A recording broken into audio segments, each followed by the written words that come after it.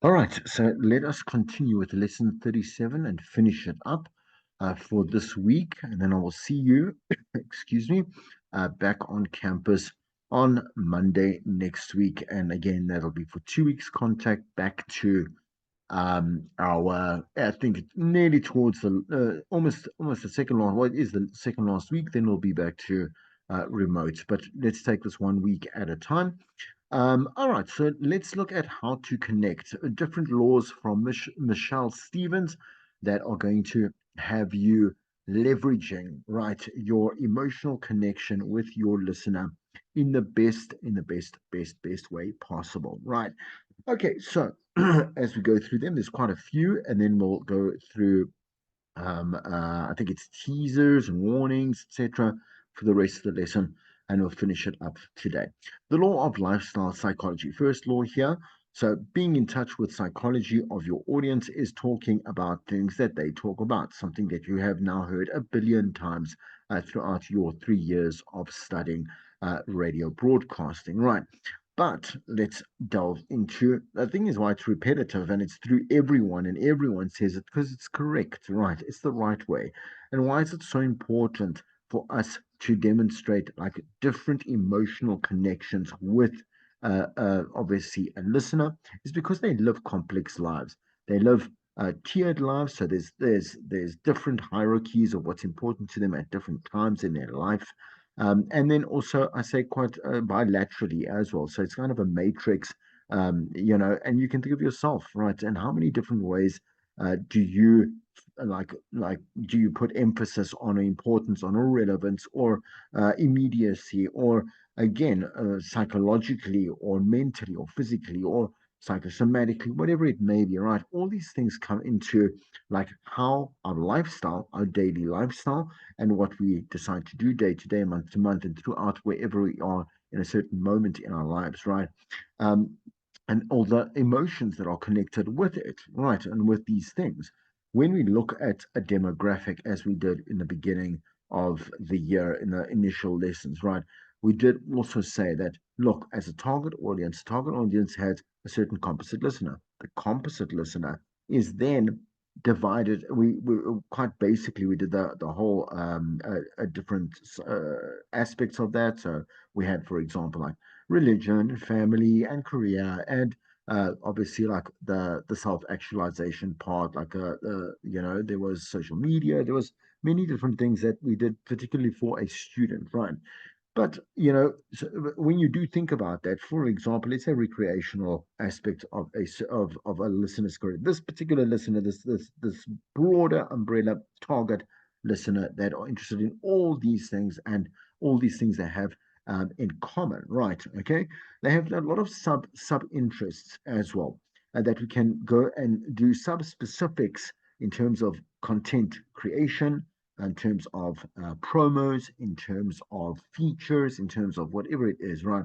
So we can focus, for example, on like on a promo that is focused on fitness. Like I said, like we know that Joburg does the cycle challenge every single year. It's humongous, humongous, and it's been because it's a legacy event, but it's also part of the 947's composite listener profile, right? That they are health conscious, that they are health obviously savvy, and they do like these type of things, right? So, for example, we would go and then divert into subcategories of that particular profile, and we would then start creating very unique experiences, content, like I say, conversations, etc. That remember, even if it's unique and it's focused, it's still indulged or it's still part of that umbrella target listener that we have profiled over there. Okay, let's move on to the law.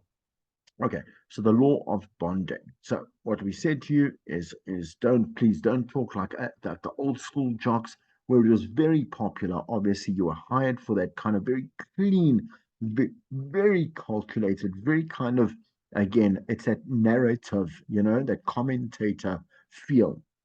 Um, particularly people like back in the day, it was obviously Mark Pilgrim was one of those. We had obviously still Alex is still the same. Alex J is exactly the same. He's this There's a time and temperature jog. Very good. Obviously, we love Alex, but if you listen to any of Alex's links, they are perfect. They are literally perfect from a, I'm saying to you, from a very clinical point of view. So the clinical corporate way of doing old school radio is what Alex does best, right? Does that make him less of a presenter these days? I suppose to a certain extent because we're in a different era and we speak more with personality. And there's a massive variance of personalities here in South Africa and obviously around the world, which you know of. And we go and propagate that personality. We say, push it, talk to a person, have like your quirks and your characteristics like really shine.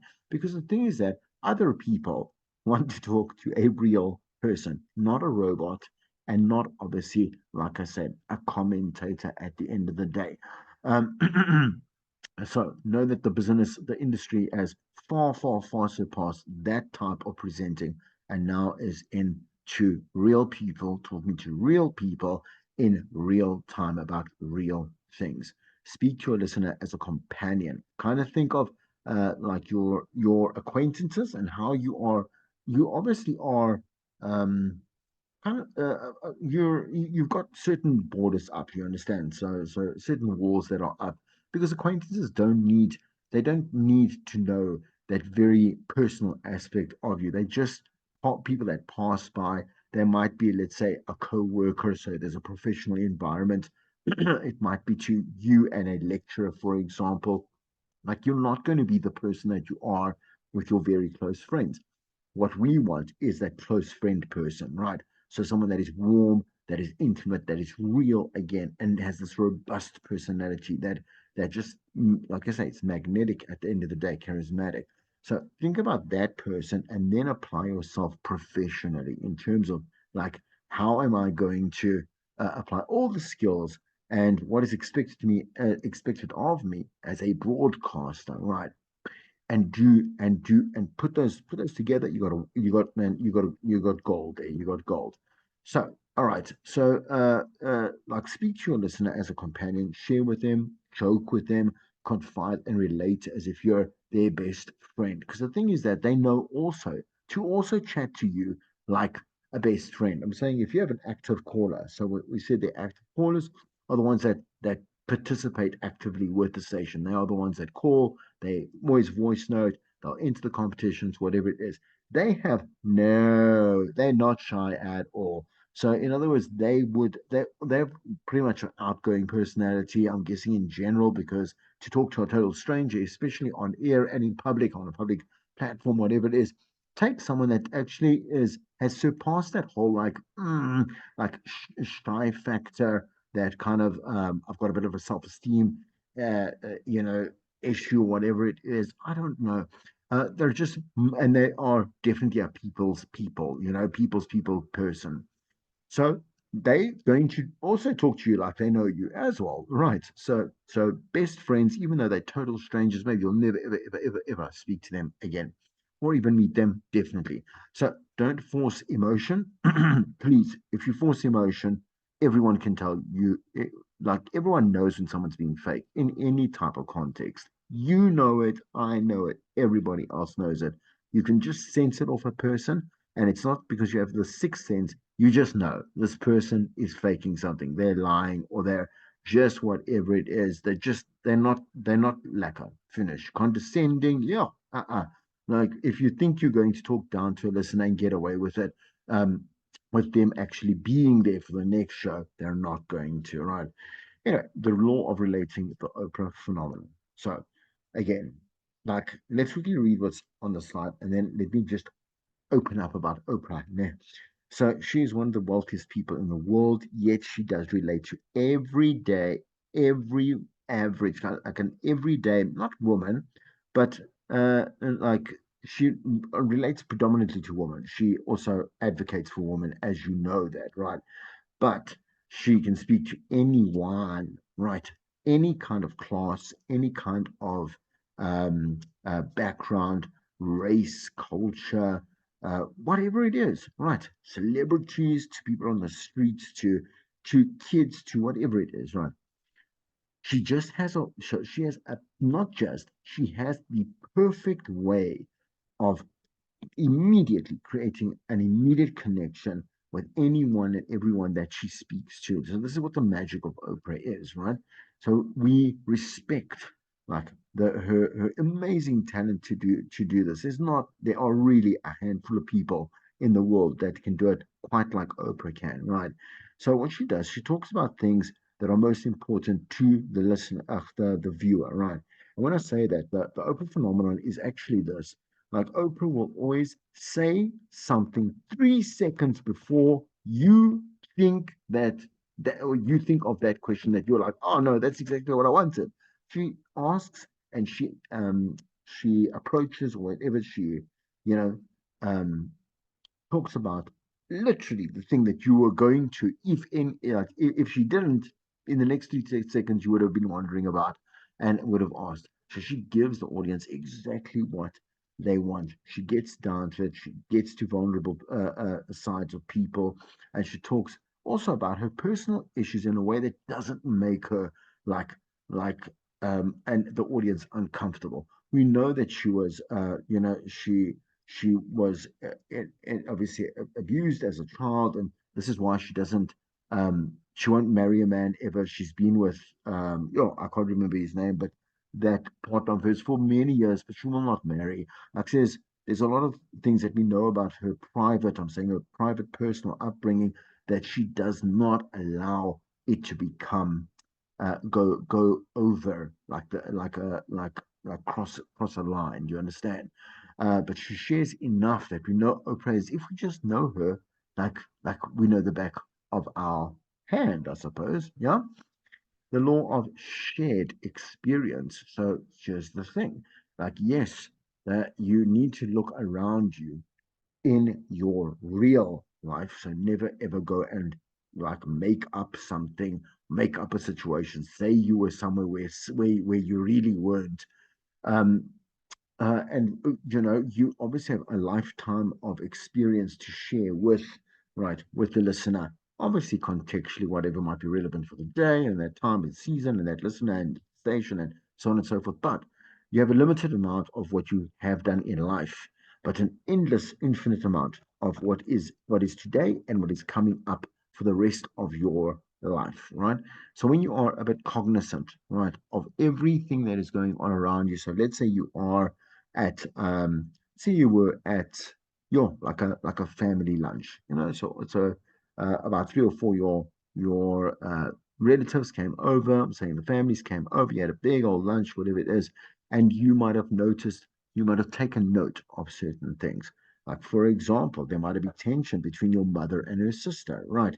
For example, there was fighting going on amongst a particular husband and a wife, like your aunt, your uncle, your father, or your mother, whatever it is. You had a great family moment with you and your brother or your sisters, where you went into your old room and you took out like old pictures or whatever it may be, right? You had just an out of body experience. Just to like kind of be like, oh, this is what life is about. There's so many things that you could have been cognizant about that could have made for great content, great conversation, great interviews, great whatever it is that you could have spun off if you just paid attention. And you share that with the listener, who also, guess what, is living a life just like you are. So they also have family, and they also might have a brother or a sister, or they also just were reminiscing about like great times with their best friend or their cousin or whatever it may have been. Do you understand, right? Whatever it is. And so the thing is that if you just like locked in to life, please don't let it just pass, because we all let it pass. Please, you can't be attentive all the time. I get that, but you must remember that you're a professional at the end of the day that has a job to do, which is content creation, and so you need to be in contact and connection and observe and like know what is happening in the world around you. uh, Law of balance, right? So that's simple. Like, please, whenever it's funny, laugh, you understand, and have fun. And if it's fun, have fun.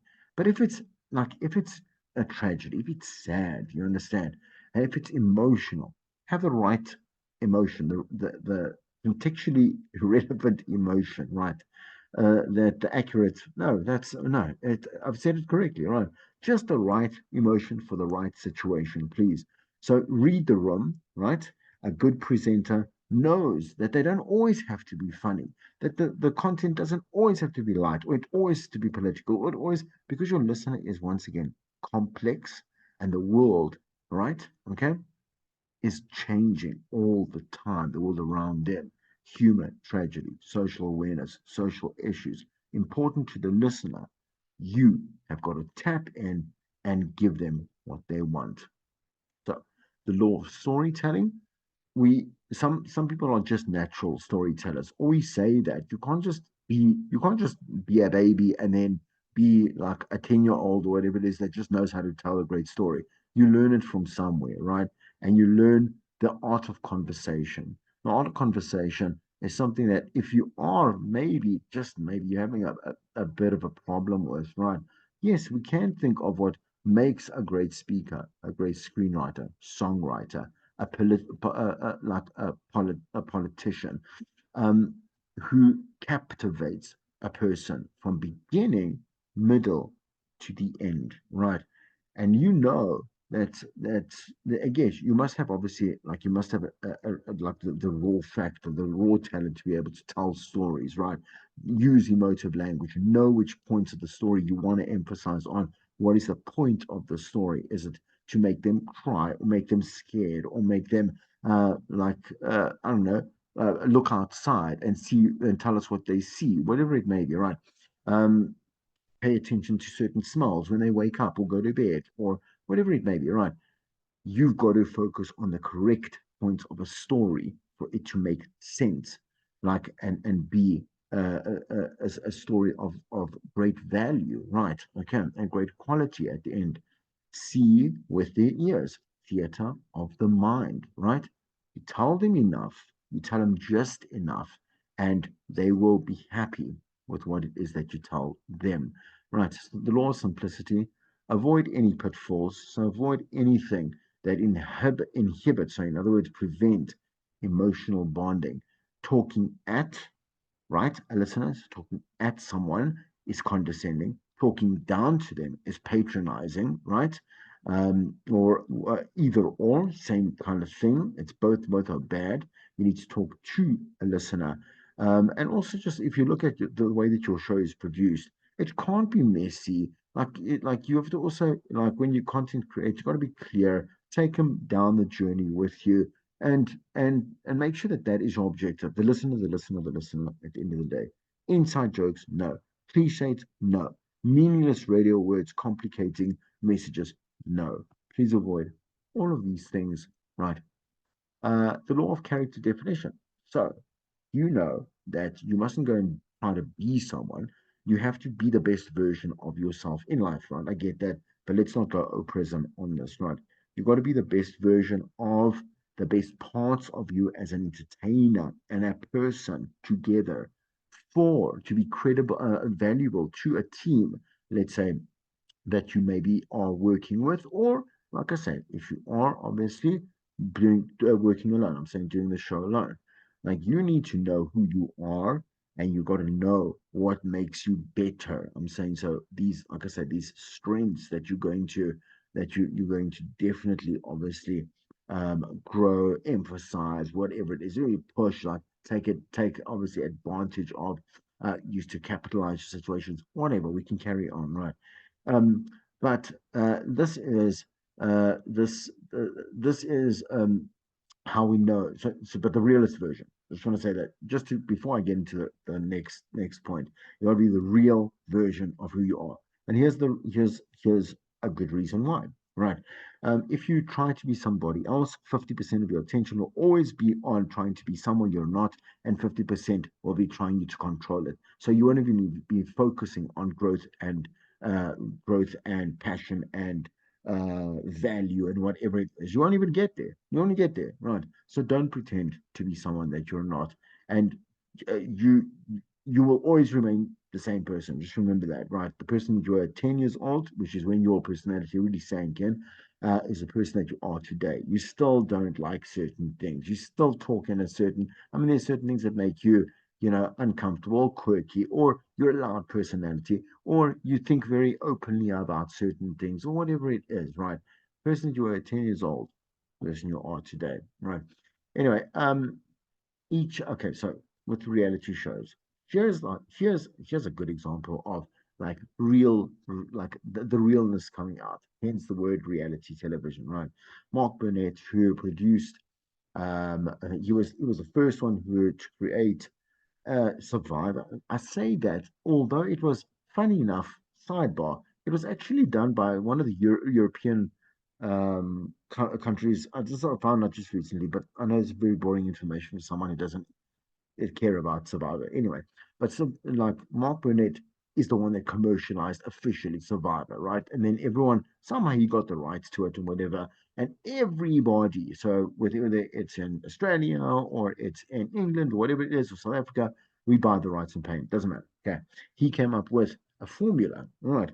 And a formula of why Survivor is always a winner. It always, it's in its 45th season. People are still watching it incessantly. All right. Here's what happens. It says in the first episode, and the rest. It'll be done according to this. The first episode in the first 16 to 18 minutes, which is the first day. All right. You're gonna have people come in, they're going to be excited, dressed well, fresh. They're now on like a national American show that is being broadcast internationally. Also have a chance to maybe win like $1 million, and also they're going to be famous and whatever. Very excited, all gung ho. They all, when they get into their groups and their teams, whatever it is, they're so supportive and this and that. Everyone's laughing. So Mark Burnett says in 16 minutes, day one will pass, right? Okay. The evening shall come. There'll be no fire. There'll be no water. There'll be no food. There'll be no bath. There'll be no TV. There'll be no loved ones. There'll be no nothing. There won't be the medicine you tried to go to, or the nice yogi sip that I don't know, whatever it is. There's nothing. And the first thing that people do when they have nothing, right, or anything that they're missing in terms of their luxury items or whatever it is, their comforts,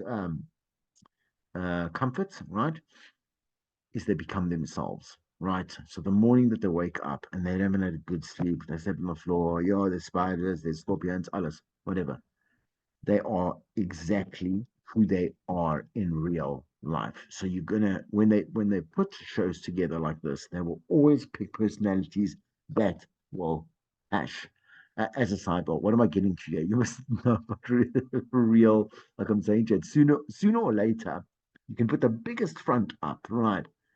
But one day you're going to have a day when you're sick, you're tired, you're uninspired. Someone's just like it's the straw that broke the camel's back for you, and you're gonna come on air and you're gonna be this person. Nah, even a listener might say something to you, and you are just going to be yourself.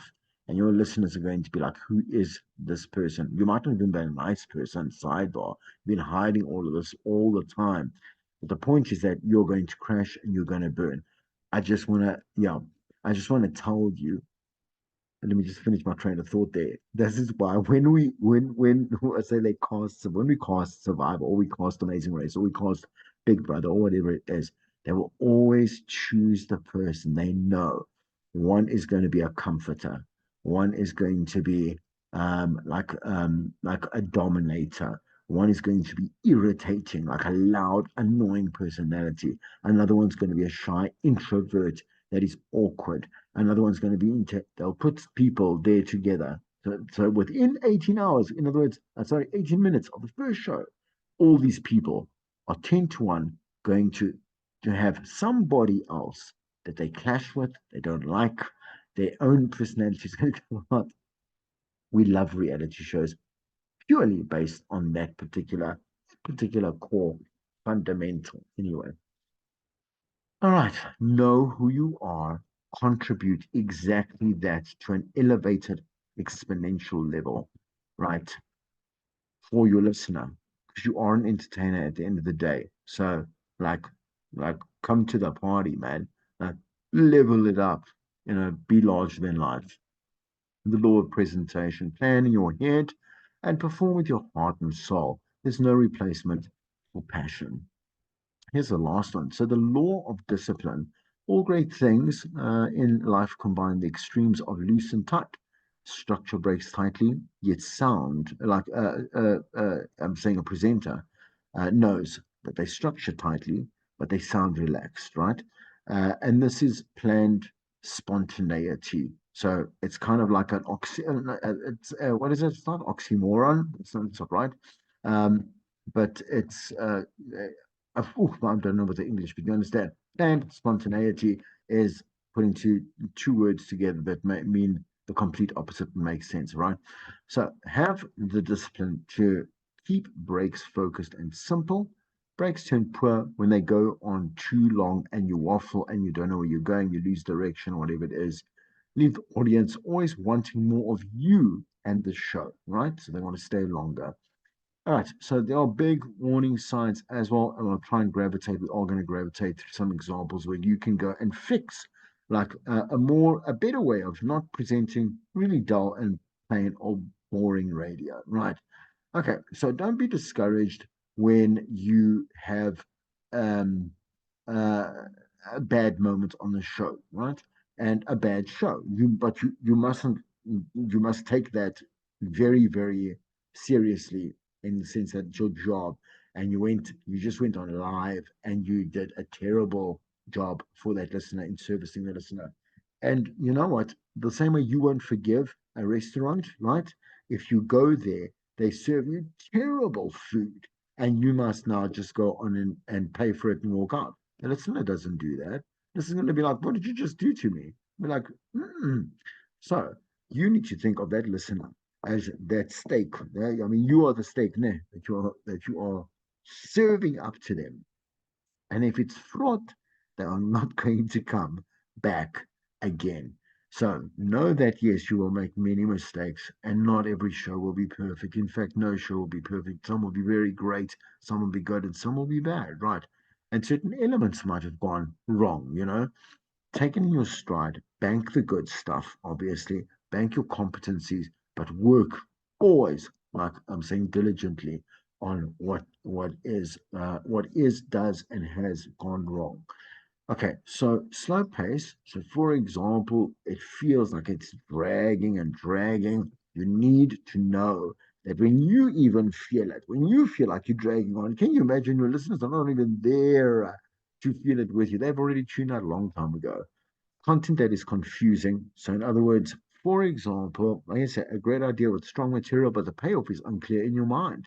So, you don't even know what your payoff is. Like, you haven't even, let's say the payoff is that they are going to win tickets, right? Or they have going to win money or whatever it is. I don't know, for a competition, right? That's the payoff, that they're going to get something, right? But you haven't even made clear how they're supposed to win that, or whatever it is, or when the winning moment actually is, or how that winner was selected, for example, right? A clear vision for where the segment is going will keep you from getting lost, which is why prep is important. It's mandatory, compulsory, right? So no sparkle, you have nothing. There's no magic there. There's no life. There's no personality. There's no passion, man. At the end of the day, you can be very prepared, but you can also be very boring with that lot with great preparation. If you don't do both, you must do both. Prepare well, like execute well, right? You can't do either. That's the same word, right? One or the other. You have to do both, right? Be aware that these are just warning signs, not a reason to start over. In other words, if you've had a boring, I'm saying to you, if you didn't do you didn't do something so great, then you need to say, listen, yeah, okay, it's not the end of the world, sure, but next time it's going to be better. It has to be better, right? Okay. So content doesn't have to be perfect to connect. It doesn't. But we do have to create magic, that sense of value for that listener, as you know, at the end of the day. So plan good content and a good show and a good delivery and a good service to that listener to really know that you're on the right track. Let's look at a couple more here. So start small. So start small, but start now in terms of your learning. So because you don't know anything, I say right now. So when I say anything, you don't know about what it feels like to be on air. You haven't been in the studio yet, but you're going to be. And the thing is, when you get in there, when you learn something, do it, right? Then you're going to learn more. Do that. Then you're going to learn more and do that. I'm saying do all of the things that you've learned up to that particular point, but you need to start learning, right? We need to start learning and not procrastinate on. Like maybe I'm going to just do a generic show for the next 6 weeks, right? Why? Why? If you've mastered it in the second week, you mastered it in the first week, then you can go and do a little bit more. You can add a little bit more meat to it. You can cross promote, and maybe you can take like a couple of voice notes or whatever it is. You can do one call out or one interview or whatever it may be, right? You can learn the phone lines, or you can do one bit at a time, right? Once you conquer it, like conquer it, then and you're comfortable with it, move on and elevate your show. Modify your language to create colorful segments directed to individuals rather than a larger audience. So if you have trouble understanding how to do it in content, work on telling short stories in teasers. So start small. So when we say it still must be complete, but because a lot of students always do, they start off a length, right? I'm saying to not consistently, I'm saying throughout the growth, but predominantly when they're starting with content creation. And they start their link, they enter they obviously ID the station, a song name, whatever it is. They do quite a very, very vanilla hook. There is no hook or whatever it is. They literally say like what the payoff is, the question, and they just go they say send us a text or whatever it is, and with no context whatsoever. That's not what we mean by tell a short story, like tell a shorter story. It must be complete from beginning, middle, and end, but much on a much smaller scale, so you can get a sense of confidence and completion, right? Um, so that you and competence. That's a word, right? So, okay, give me a second here. Excuse me, I just had to quickly take a very urgent call. All right, okay, now I can continue. All right, so as I was saying there, again, that compactness, and again, it really is obviously yes for competency, as I said there, but it is really for like your own confidence, like genuinely. Like you need to know that you can do something before you move on. And remember, because once again, it's a live medium. You don't want to aim too big, too high, too fast, right? Because again, that when you mess it up, it's a massive mess up because it's not for only for you, but it's for every single person that's listening. It's for the station itself. It's for the brand. Yo, it just goes on and on. Okay, so rather go step by step. All right, so sorry, excuse me. I just wanted to have a look here. Right. So personalities commonly relate what they are going to do instead of selling what to listen. So, for example, if we look at a promo, right? Most people will just, some people will sell very basically. They'll actually sell like go. You can win tickets to see whoever it is at the arena, at this arena. Coming up tomorrow morning at 7:20, just be caller number 721. So there's no sexiness to that at all, right? Is the whole point about giving the tickets away? Sure, maybe. Is it though? No. It's really about telling them more about the concert, so people that don't win tickets can go buy, right? We have to create a hype, and hype. So a more effective approach to this, we're going to just kind of restructure it. We say on the 5th of May, um, the lights in F&B Stadium are going to be dim. They're going to start, will be dim. I mean, just not try to improv this, right? A buzz will rise through the crowd, and Mafikizolo will sing. Um, I don't know. Dumb. How about now with that one? Right, I'll get the song name anyway. All right. And then also we play a bit of that song, like one of their really big classics. And you'll be there if you listen tomorrow morning at 7:20 exactly, right? And I'm gonna hook you up for free. So that obviously implies we're gonna give you a ticket, right? Or two tickets, or VIP tickets, or Golden Circle tickets, or whatever. We're selling the experience, right, for desire, right? Remember, people they're going to be big fans. They don't want to go to the concert. People don't just go to concerts just to go to a concert. They got to go to concerts for people that they love. And a lot of people that are going to be like, oh, I'm so glad I can't really afford a ticket. Maybe I can actually win it, right? Because I really want to be there with all this that's going to be happening. So I know exactly where I could possibly get my particular dream of the moment, right? For seeing this particular artist of mine, a favorite artist of mine, in concert. Right. And a big difference between the hype that we want to create and then selling. You're still selling over here. You still are, because everyone else that doesn't want a ticket, that wants to go, knows that that particular concert is happening, and more details will obviously be revealed. Right. Okay. So remember, emotion, emotion, emotion. Right. Desire, desire, desire. Okay, the principle should guide you. Okay, this principle should guide you through the entertainment process, from preparation to show construction to actual execution.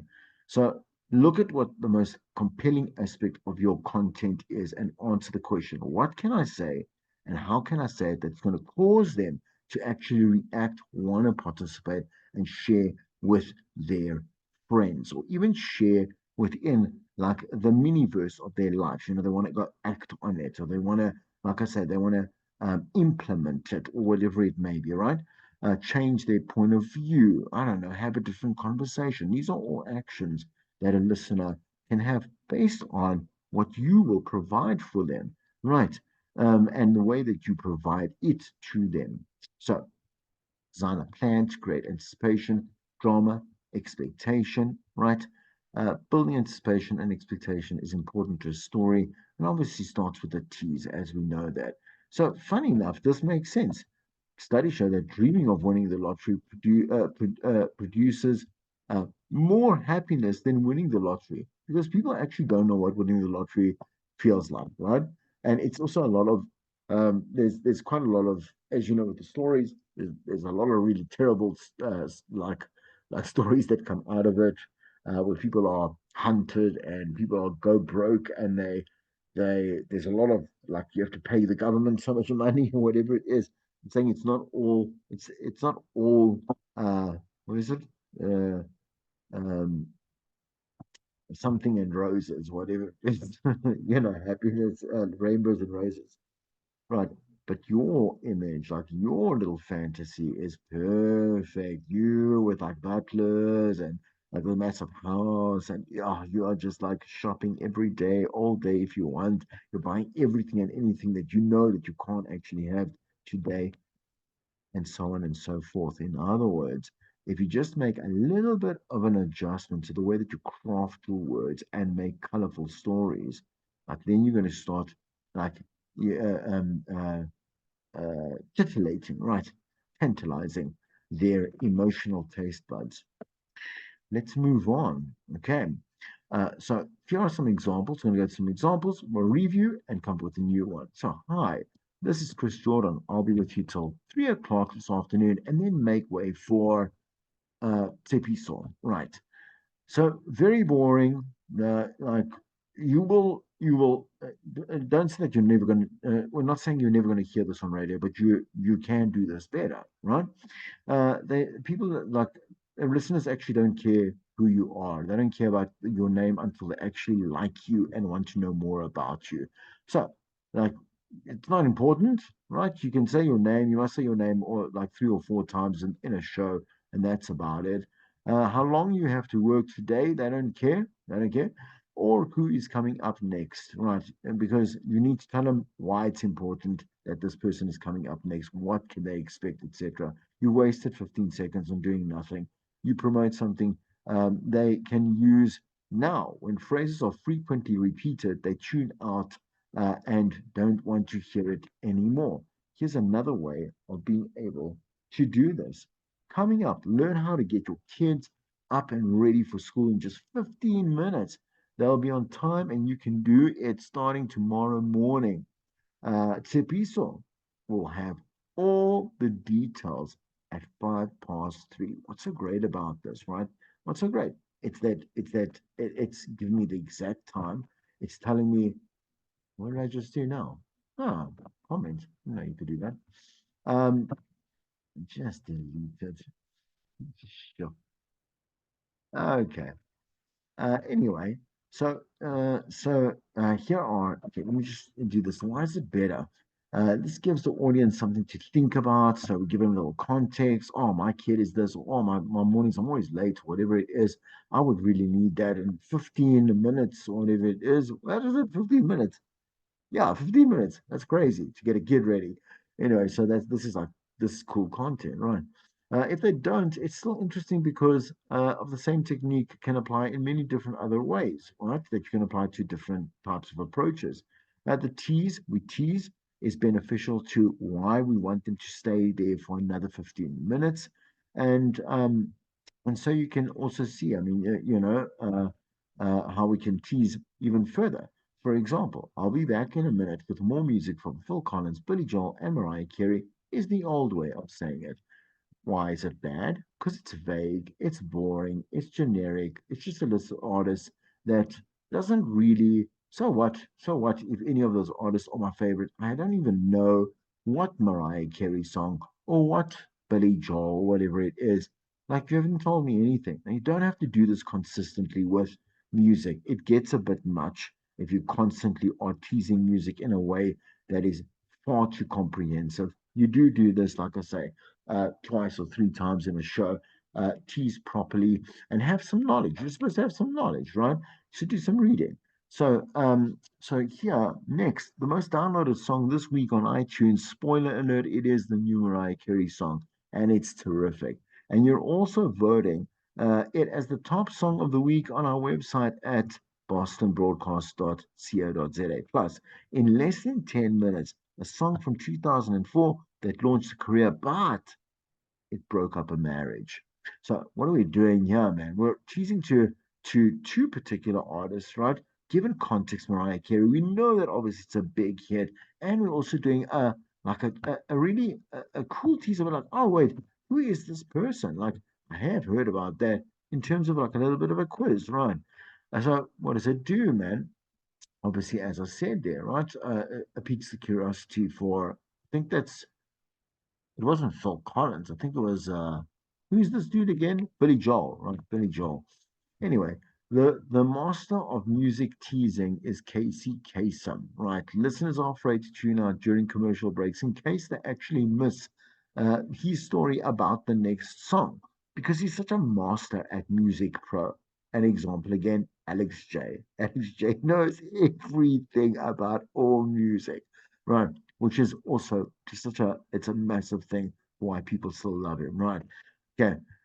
So when there's a story that needs an ending, you've gained a quarter hour of listening. So another, you want to get them there for more, another 15 minutes, right? We always say that. The tease also serves as a listening guide for the payoff. Mariah Carey will be on next, and the other song is less than 10 minutes away. So two things, a two for one, right? Okay. Asking for a little time is always more successful than asking for a lot. Don't tell them in half an hour. Don't tell them 40 minutes. Right. Um, talk about what's going to happen next. Here's another one. Coming up, we'll have a check on the weather, sports, and more winners. So, what does it mean to the audience? Like, we haven't put the context of the sports, the context of the competition. Like, what winners for who? Winners for what? Winners now or tomorrow? Or like, we don't even know. Right? You haven't done like any kind of like respect to the promotion itself, to the client. You're in a lot of trouble for that. Um, so it doesn't make any sense.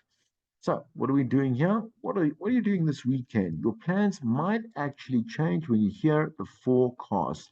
We thought it was going to be a night to stay at home, stay at home. Sorry, stay home with a book in front, fire, but it's looking at least a little better than that. Details in 3 minutes, but I'll tell you how the Lakers, but then I'll tell you how the Lakers beat San Antonio last night. Plus, you can also be my guest at tonight's art concert, whatever, like again, whoever it is, DJ Maporiza concert, and I'll tell you how in 9 minutes time. So that's the winning part over there. Very cool. Let's look at another one. So another candid phone call, the words of the day, and much more coming up, including traffic next. So review, like other examples, it's not likely to actually make someone want to stay tuned. It's too vague. We don't. Some people don't know what a canned phone call is. Rather call it a prank call or what the candid phone call is about. What does the word of the day have to do with anything? Like who cares? Like who cares? And much more, including the traffic, right? So so let's look at the revision of at 7:25 again, immediacy, right? Correct timing. They can schedule a date with you, right? We call an exterminator in Pretoria that that I don't know it was supposed to come out because we had a pigeon problem. I don't know. They'll have you rolling on the floor laughing. It's another prank call, prank like a breakfast prank call. And in 4 minutes, an update on the overturned truck on the freeways that's still tying up traffic. And one word could be worth $1,000 in our word of the day. Uh, word of the day. I don't want to add to that. That's fine. Okay, so why is it all better? This tease sets the background for candid phone calls, tells a little bit more about the call. So we know we want to just see what they put that exterminator through. Creating anticipation, obviously exact time, as I say, creates an appointment. Um, I just want to drink something. Just give me a second. Hmm.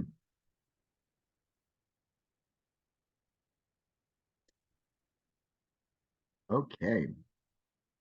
Uh, excuse me. Right. So setting appointments, and then most people won't do anything unless it's on their calendar. And this is the on-air version of scheduling a meeting with them. Excuse me. All right. Let's look at teasers. So the promise, right? The promise. So learning how to tease emotionally is a step towards deeper relationships with your audience. Remember, again, we have spoken about teasers. We have spoken about how to make them vague enough but interesting enough to captivate someone and be like, ah, oh, okay. It's not the hook. It is again a teaser. It's a throw forward to what is going to happen next. And we just gave you a number of ways to reconstruct your teaser in a better way. Television promotion expert Al Tompkins wrote an article with suggestions for promoting effectively. And I've made some adjustments to apply it to radio. So make a promise. Listeners need a reason to stick around. Provide the reasons they should continue to listen. Promise a benefit and deliver it. In fact, over deliver just a little bit, right? So please not tease generically with Joe will have the scores and more. Be like the scores even had Joe on the floor, right? Whatever it is, like rendered him mute. Say something like that. Do not tease weather by promising a new forecast. They expect a forecast. It's not much of a promise, right? Okay. Here are other ones. Avoid subject adjectives. So fantastic, huge, unbelievable, breathtaking, astonishing, and other inflated descriptors send the signal that you are overplaying what you can deliver. That's for advertising, please. So adjectives should be realistic and provable, right? Inflated descriptors usually are signs of weak content because you can't deliver unbelievable. No, just say you won't believe what this person had to say. That's more realistic, right? We've heard that in common conversation, right? Right. Get a second opinion. Collaboration works. So be sure that your team feels invested in the teaser and gives them power to suggest any changes to make them stronger if you have a team.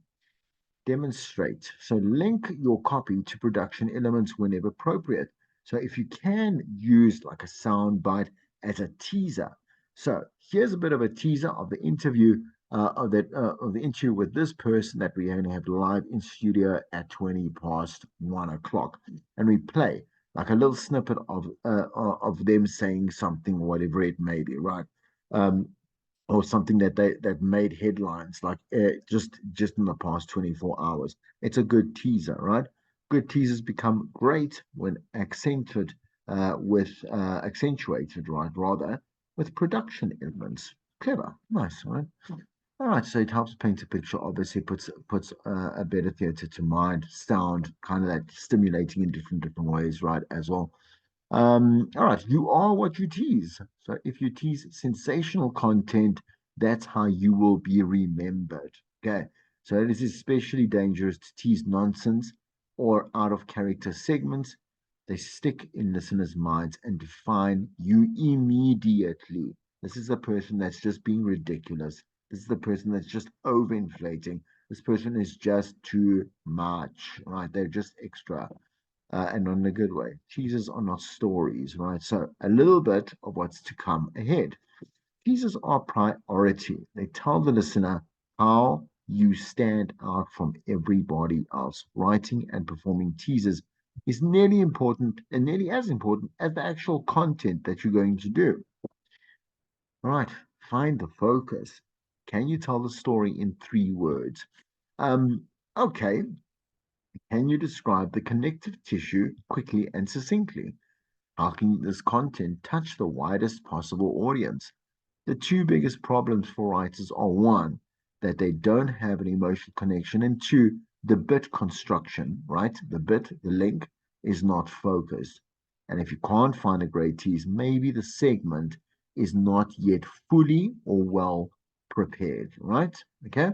So look at all these things that you can take off and say, okay, like maybe I am on the right track or not. So avoid conditions. For example, if you like Jello, then you're going to like this next story. Remember, if people do not like Jello, like in other words, jelly, right? Then you've already told them tune out because it's not about you, right? Or if you have kids, no, not if you have, like change that and say like knowing like we all know what kids do when they are, I don't know, reprimanded, or when you tell them go and have anything you want, like in the fridge, whatever it is. It opens up the conversation. I'm saying to everybody, those without kids, with kids, like who, because everyone knows what a kid is, right? They'll have some kind of interest in it. Don't close up don't close up the, that's what I'm saying to you. Don't close up barriers, right? For listeners to be like felt that they are now excluded, right? So exclusive. Great teasers avoid the word continues, right?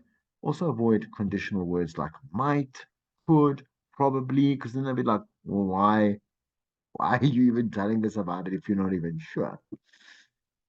Avoid conditions. So listeners see through terms that promise too much. Great teasers include both instant gratification and delayed gratification. Offer something of value quickly and something else a little bit later. In other words, once again, like tell them it is in the next 15 minutes. Or, coming up next is reasons to stay tuned. In tease angles, not information. So something cool and interesting about what it is that you're going to say. Your angle, as we always said, we've said in class, angles, make it unique, and more you, and make it obviously more interesting to the listener. Right. Be unique. Just said that, right? So do not tease the same content that everyone else is going to deliver and talk about. Tease what the listener won't get anywhere else. Respect the listeners, right? So teasers. No, teasers is a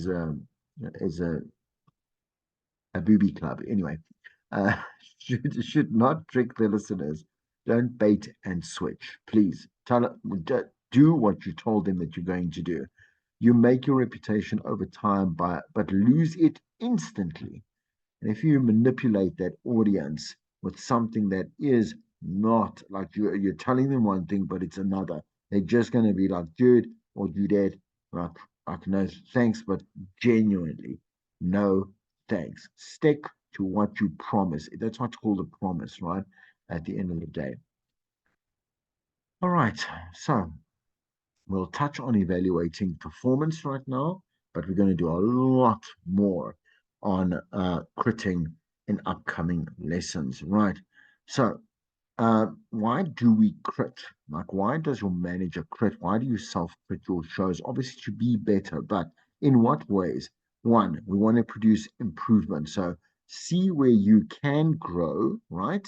Or where you have mastered and can capitalize on something to improve the talents, like like larger, like their long term, like their long term involvement in this particular industry, right? And at the station and on that show. We want to obviously prevent bad habits, as we said there.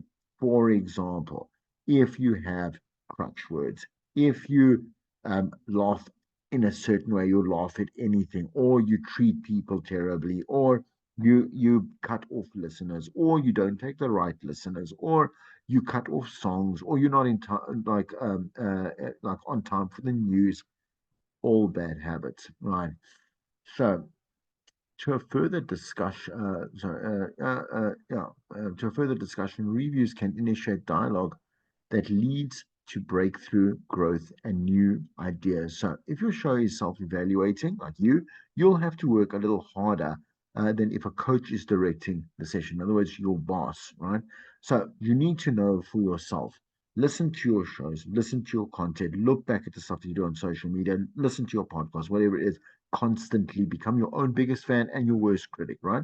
Complaints like the break was too long must be supported with a reason along with the suggestion. So you got to be like, okay, this is why it happened, and it might not be that reason is not a good one, or maybe it was correct. So maybe that break was justified, or that length, right? Focus on content. Content and performance influence your listeners. Obviously, not technical details. We want the technical details correct, right? But like first and foremost, like get the show right. Okay. Last things, right? And so no practical here. It's going to come in the next lesson when I see you. Highlight performance, mechanics, and details are important, but reviews should deal with more critical matters. How do we improve someone's performance, your broadcaster's performance, your talent's performance, right? So, again, as a manager, you got to be there and say, listen, like I have an investment in your growth. I have investment in my brand and my station. Let's put the two together and let's work on it so that you are not lost and the station is not affected. Comparisons. Listening to other shows can be valuable to learn, but do not imitate somebody's like some well, the reason why someone else is good. Do you understand? And complaints. So once again, you are going to get a ton of people that do not like you. And the thing is, like, think about it. When you are happy with a product, you don't tell someone, you don't go to, like I say, you don't go back to the McDonald's and say, oh, that burger was so great. But you will go back if the burger was disgusting, right? So people are going to complain, right? Because they have to and they want to and they will. But other people that are not, that are happy with you, will not say anything at all. Okay.